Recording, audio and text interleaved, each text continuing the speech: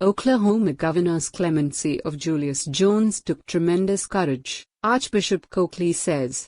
Archbishop Paul S. Coakley of Oklahoma City praised Governor Kevin Stitt, R., for his tremendous courage in granting convicted murderer Julius Jones clemency hours ahead of his scheduled execution on November 18.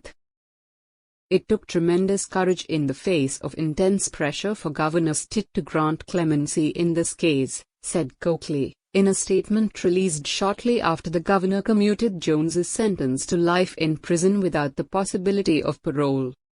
I applaud his commitment to seeking justice while providing the condemned an opportunity for redemption, the Archbishop continued.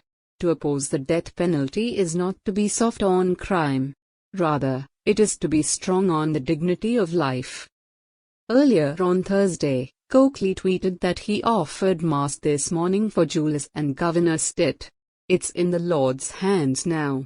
The Archdiocese of Oklahoma City had planned several simultaneous prayer vigils throughout the Archdiocese in the hour before Jones was set to be executed. Jones was sentenced to death in 2002 for the 1999 murder of Paul Howell. His case drew international attention and he has maintained that he is innocent of the crime. Howell was shot twice in the head in his parents' driveway, in front of his daughters.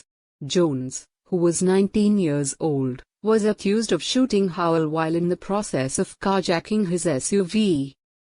Howell's family believes Jones is responsible for the murder.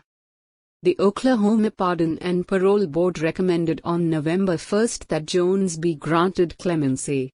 Despite the recommendation, it was up to Stitt to decide whether or not to commute his sentence to life in prison without the possibility of parole. Stitt commuted his sentence shortly after noon Central Time on Thursday. Jones was set to be executed at 4 p.m. Central. After prayerful consideration and reviewing materials presented by all sides of this case, I have determined to commute Julius Jones's sentence to life imprisonment without the possibility of parole, said Stitt in a statement released after he decided to commute the sentence.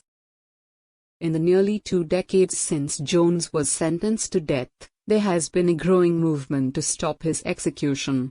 The Innocence Project, as well as many celebrities, have drawn international attention to his case.